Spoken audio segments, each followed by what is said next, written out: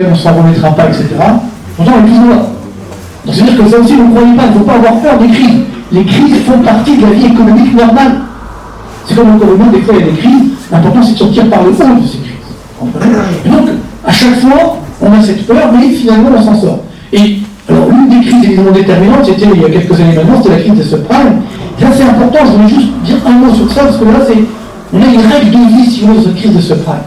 Vous savez, l'économie, c'est une science humaine. C'est-à-dire que ça évolue avec le temps. Ce qui était vrai il y a 10 ans n'est pas forcément aujourd'hui, ce ne sera pas dans 10 ans, ça évolue effectivement avec comportement humain, etc. Mais il y a des règles qui ne changent jamais. Parmi ces règles, j'en ai une qui est déterminante, qui est encore une fois une règle de vie, qui est donc la suivante. Qui est que plus le rendement augmente, plus le risque augmente. Ça veut dire, si je veux un rendement élevé, si je veux gagner de l'argent, pour faire simple, je dois prendre des risques. Si je ne veux pas prendre de risques, parce que je suis sûr, voilà, moi je veux prendre de risques, à ce moment-là, je dois me contenter de rendements faibles. Si on raisonne comme ça dans sa vie, on n'aura pas trop de surprises.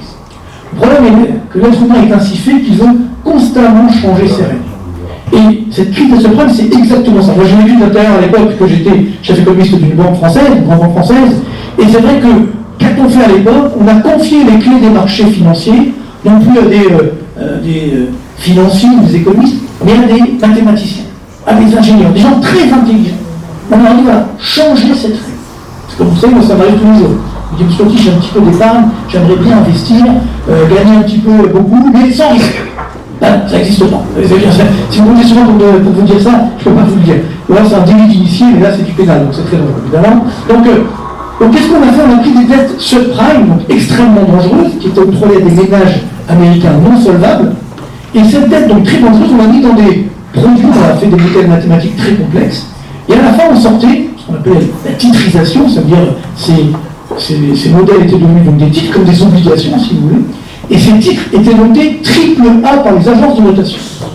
Alors c'est les vertus de la crise. Parce que dans triple A, on ne savait pas ce que c'était. Donc c'était l'oubliette. C'est 5A l'oubliette pour les connaisseurs. Il y a des connaisseurs, très bien. Donc, en fait, triple A, ça veut dire sans risque. Donc on avait des produits complètement fous qui s'appelaient à l'époque des SICAV monétaires dynamiques. Mais rien que le mot, il y a un problème. SICAV monétaire, ça veut dire sans risque. Dynamique à rendement élevé. D'où vient le rendement? C'est qu'il y a un risque quelque part. Mais ça, c'est là que vous ne l'avez pas dit. Et donc, quand les subprimes disparaissent, c'est pas que vous allez faire 10 ou 15%, vous allez tout faire. Le produit, qui est triple A, vaut 0. Ça, c'est pour vous montrer aussi que les agences de notation, elles font beaucoup de bêtises. Donc, quand elles notent la France aujourd'hui encore double A, il y a peut-être un petit problème. Vous voyez ce que je veux dire? Mais bon, ça. Hein? Ou à l'île de Paris, d'accord, effectivement, ça, bien entendu, ça c'est encore plus problématique. Mais donc, tout veut dire que, à partir de là, on a eu cette crise dramatique, on a fait de la grosseur, je ne rentre pas dans le détail, mais ça va me permettre d'arriver à la crise actuelle. Qu'est-ce qu'on a fait à ce moment-là? On a fait une même politique qu'on avait fait en 29, parce qu'on a frôlé la crise de 29. Donc en 29, à l'époque, pour relancer la machine, il y avait un économiste anglais qui s'appelait Keynes, qui a inventé une nouvelle théorie, donc le keynésianisme, pour être exact. Et donc il vous a dit à ce moment-là, des fois l'État il doit se mêler d'économie. Parce que jusqu'en 29, l'État ne s'occupait pas d'économie. C'était bien d'ailleurs, mais bon, ça a changé depuis. Et tu veux dire que donc il dit voilà, quand ça va mal, l'État doit intervenir dans l'économie pour relancer la machine, donc faire un déficit. Donc ça permet de relancer effectivement la machine, mais une fois qu'on a retrouvé une croissance forte, ça on a eu en France, il faut refaire un excédent public. Et ça en France on a oublié la suite.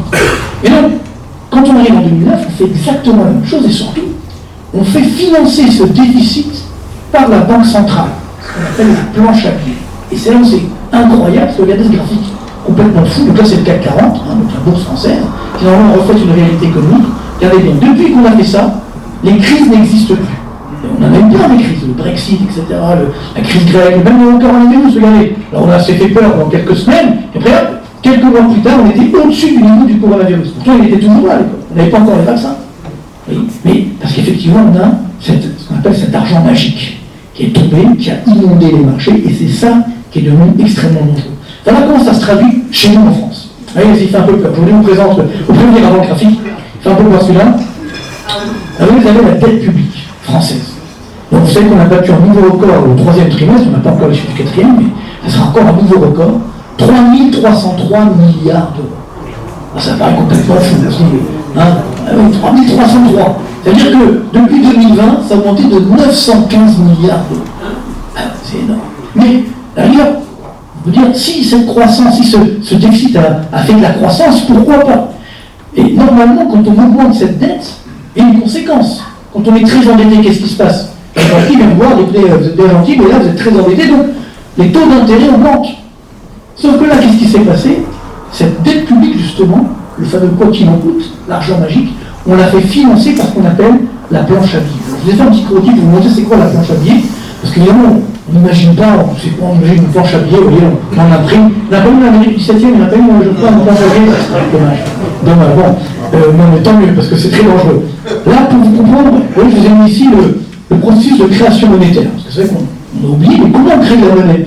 D'où ça vient la monnaie? Il y a normalement, pour avoir le droit de créer de la monnaie, donc là on a le bilan d'une banque centrale, donc au passif on a la monnaie en circulation. Donc pour avoir le droit de créer cette monnaie, normalement on doit avoir ce qu'on appelle les contreparties de la masse monétaire, donc il y en a trois, c'est de l'or, des devises et des titres. Donc on a une correspondance entre la création monétaire et la création de richesse. C'est quoi la planche à billets? C'est que je n'ai pas de contrepartie monétaire. On dit c'est pas grave, je crée quand même de la monnaie. Donc artificiellement, à partir de rien. Et comme un bilan est toujours à l'équilibre, avec cette monnaie artificiellement créée, automatiquement, j'achète des bons du trésor. Je finance la dette publique. C'est ça l'argent magique. Vous comprenez? C'est-à-dire qu'en fait, l'argent n'existe pas, mais on le crée quand même, juste pour financer la dette publique. Donc ça peut marcher 1 mois, 2 mois, 3 mois. Sauf qu'on a continué ça jusqu'en 2022. Et d'ailleurs, c'est ça qui a fait l'inflation. Vous savez, ça c'est notre règle de l'économie de base. Quand on crée trop de monnaie, donc on crée une demande artificielle, quand la demande est supérieure à l'offre, à la richesse, à la production, que font les prix? Demande supérieure à l'offre. Et les prix augmentent. Donc l'inflation, elle n'est pas née avec la guerre en Ukraine. Ça c'est une arnaque. Évidemment, ça a mis de l'huile sur le feu. L'inflation, elle a commencé en 2021. À cause de ça, parce qu'on a créé trop de monnaie artificiellement, et donc ça a fait flamber les prix. Le grand exemple, c'était dans les années 20 en Allemagne avec l'hyperinflation. Les Allemands avaient pareil à l'époque, après la Première Guerre mondiale, ils avaient donc une dette vis-à-vis de la France. Comme ils n'avaient pas les moyens, ils ont imprimé des billets, mais qui ne valaient plus rien. Et donc c'est exactement ce qu'on a fait là, pas qu'en France, pas qu'en Allemagne, dans le monde entier. Vous comprenez? Et donc le drame, c'est que si à la rigueur, cette dette génère de la croissance, on peut dire au de l'avarice. Mais là, vous allez tout comprendre, et ça c'est le vrai danger. Là, vous avez effectivement, peut-être un graphique, le graphique le plus triste que j'ai fait dans ma carrière. Donc, vous avez l'évolution du PIB, donc la richesse qu'on crée en France, c'est la courbe bleue, et la courbe rouge, c'est la dette publique. On l'a vu. Regardez bien le problème. C'est que depuis 2020, la dette publique a explosé, on l'a vu tout à l'heure, de 915 milliards d'euros. Et sur la même période, de combien a augmenté le PIB? La richesse qu'on crée en France a augmenté même de l'inflation. Vous pouvez booster, regardez bien, de seulement 469 milliards. Il manque 445,8 milliards qui ont disparu. Disons le mot. Ils ont été complètement gaspillés. C'est ça qui ne marche pas. Regardez, si j'augmente ma dette et mon PIB fait la même hausse, ouais, au moins j'ai gagné de l'argent public, mais ça c'est revenu dans le circuit économique. Là non, ça a été complètement dilapidé. Et encore une fois, c'est pas que quelques mois, ça dure depuis 2020. On est en 2024 et ça ne s'arrête pas. C'est devenu, voilà, 2025, ça ne s'arrête pas, c'est devenu incontrôlable. Regardez bien, si on remonte à 2007, en 2007, la dette publique française a augmenté de 165%. Sur la même période, le PIB français, augmenté de l'inflation, n'a augmenté que de 55%. Vous vous rendez compte le scandale? Plus de 100 points d'écart, 3 fois plus. C'est pas responsable de faire ça. Oui, et là, nos dirigeants sont coupables. Je suis désolé de le dire, ils sont coupables. Parce que vous ne le savez pas. Moi, je le sais, c'est mon métier. Mais eux, ils le savent.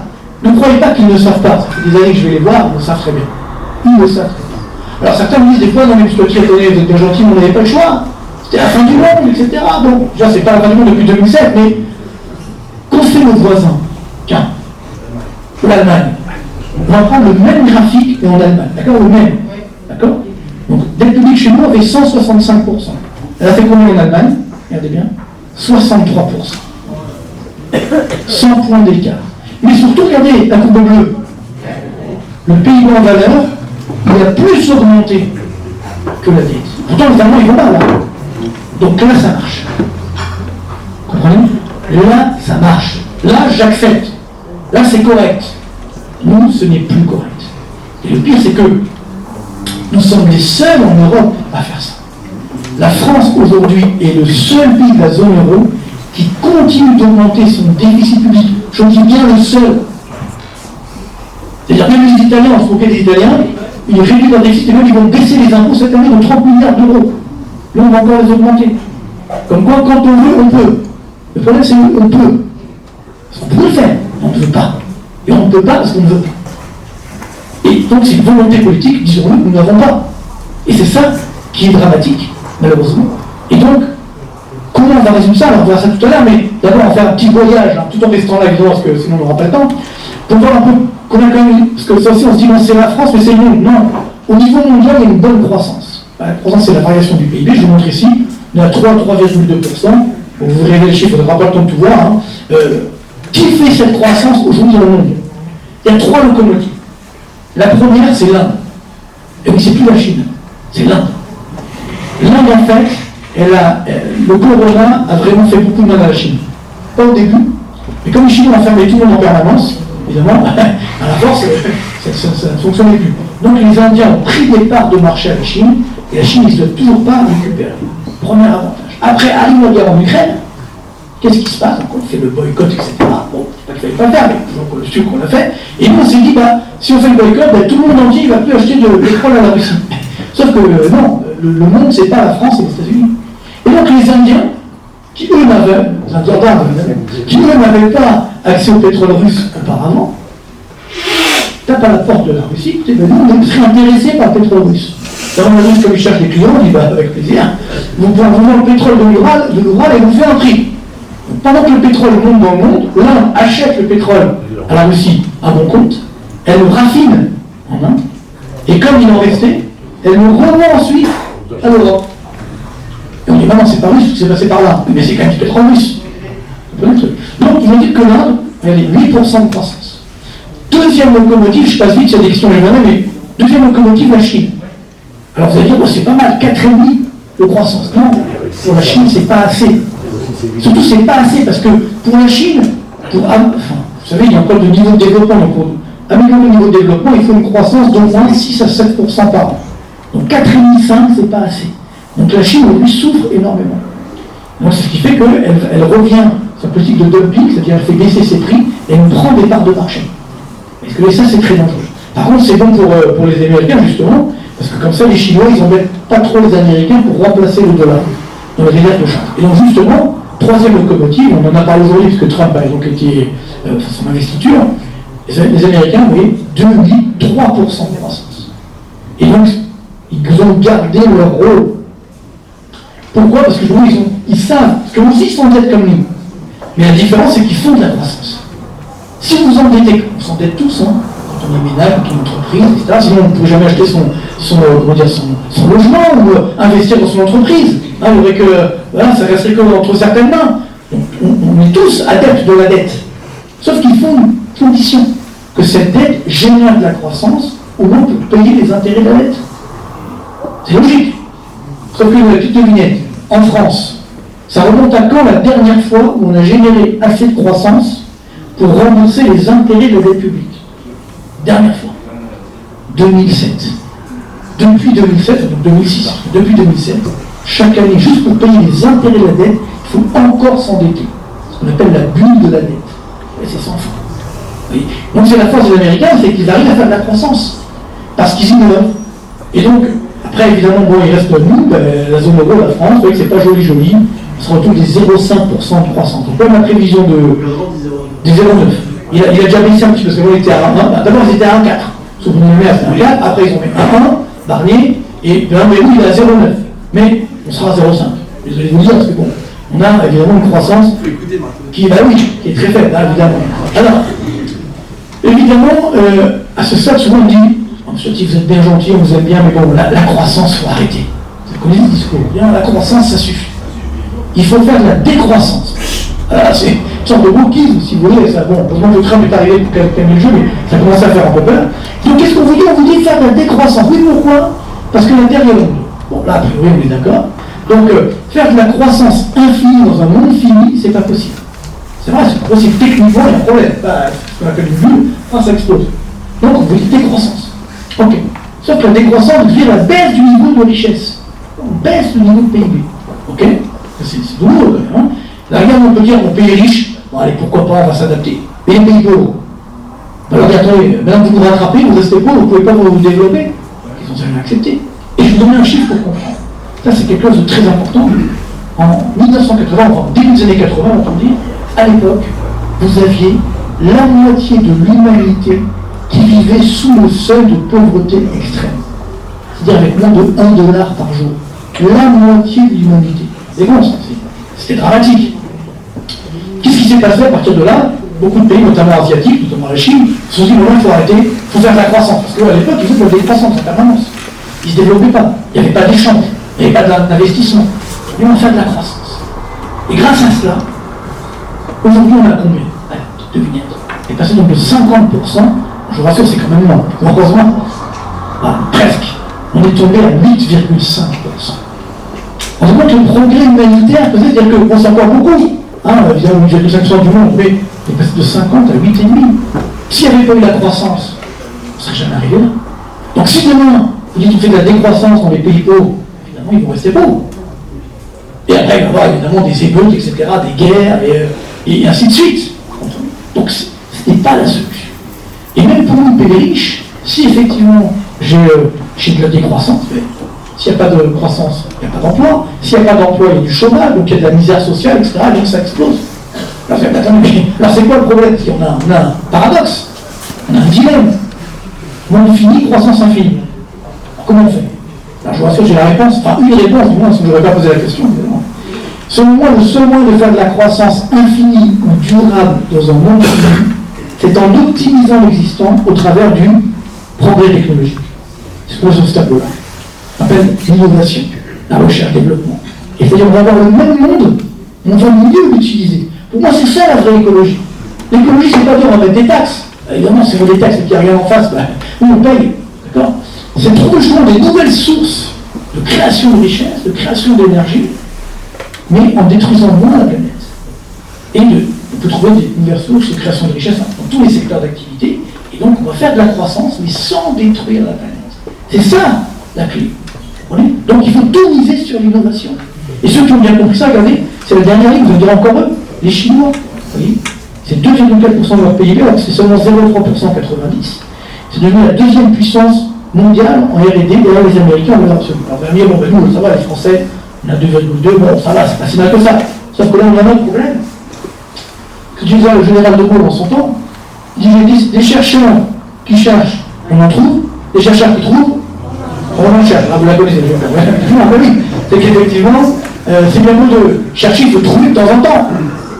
Et donc, nous, on a des très bons chercheurs français, parmi les meilleurs du monde, mais malheureusement, il n'y a pas de recherche appliquée. Vous voyez, c'est mal vu.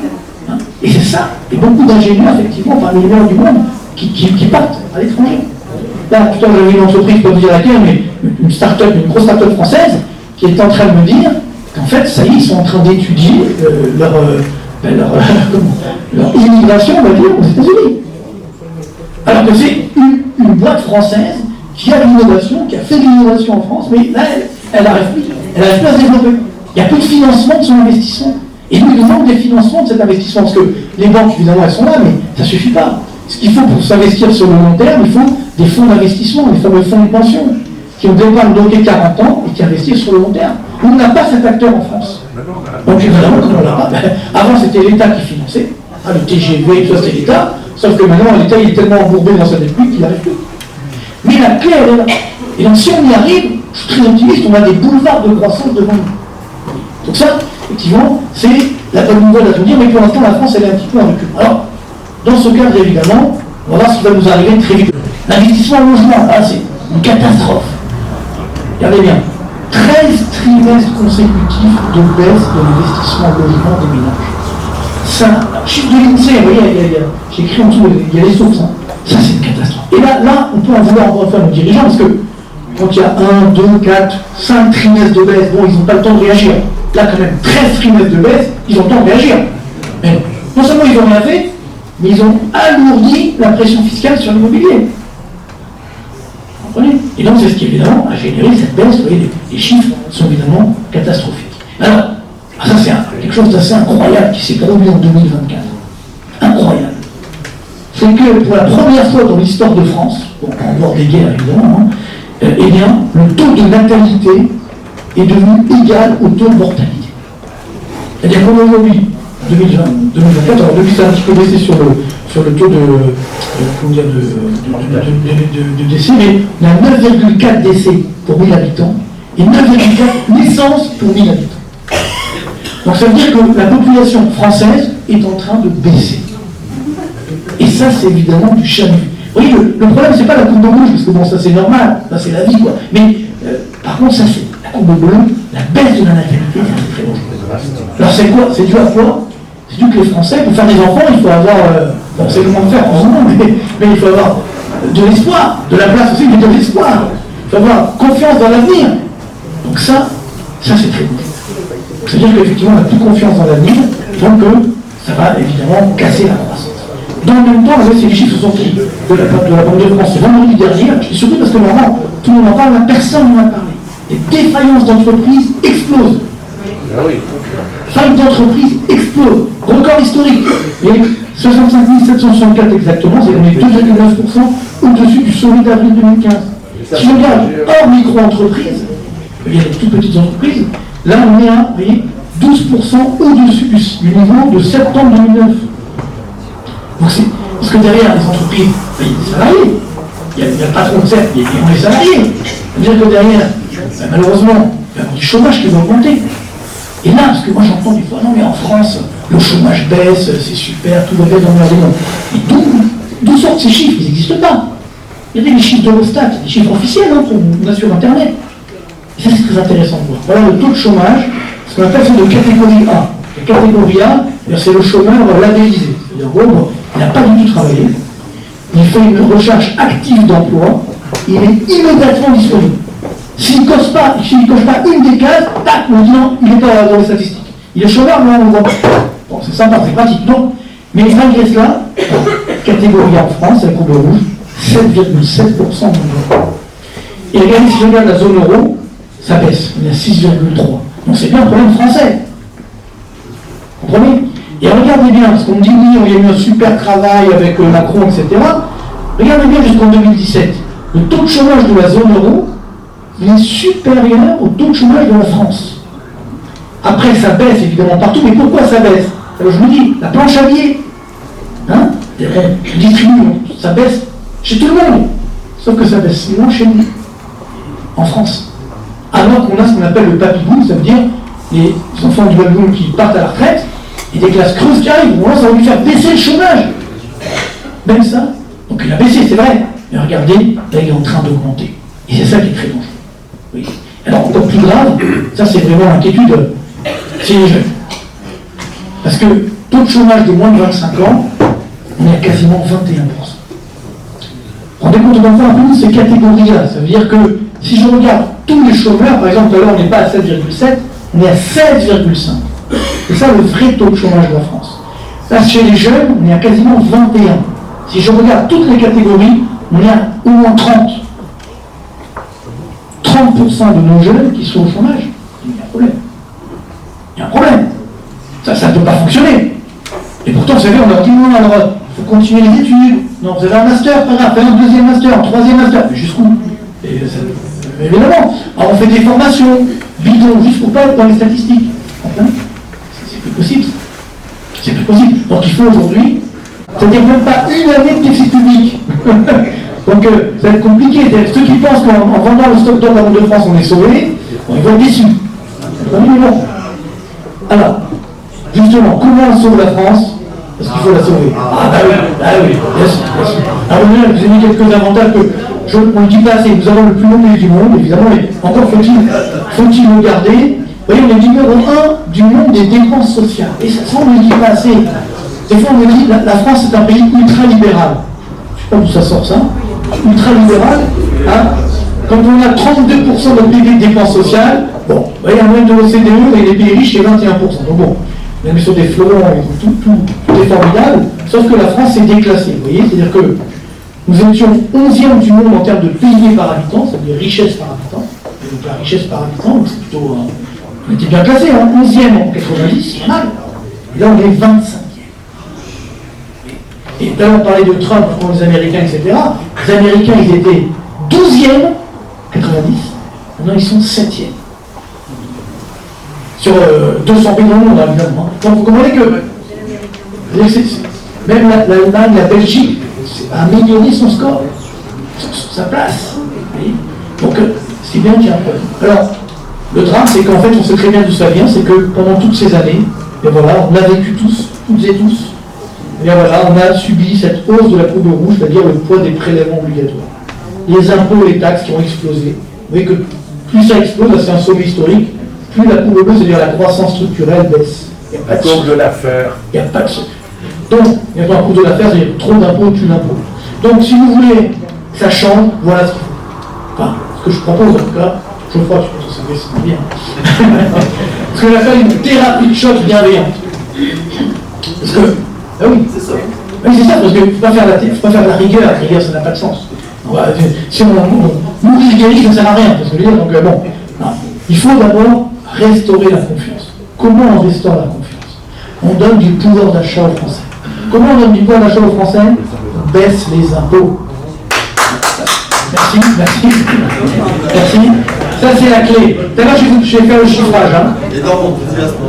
Ah oui. Si on fait ça, évidemment, il faut aussi réduire les dépenses publiques.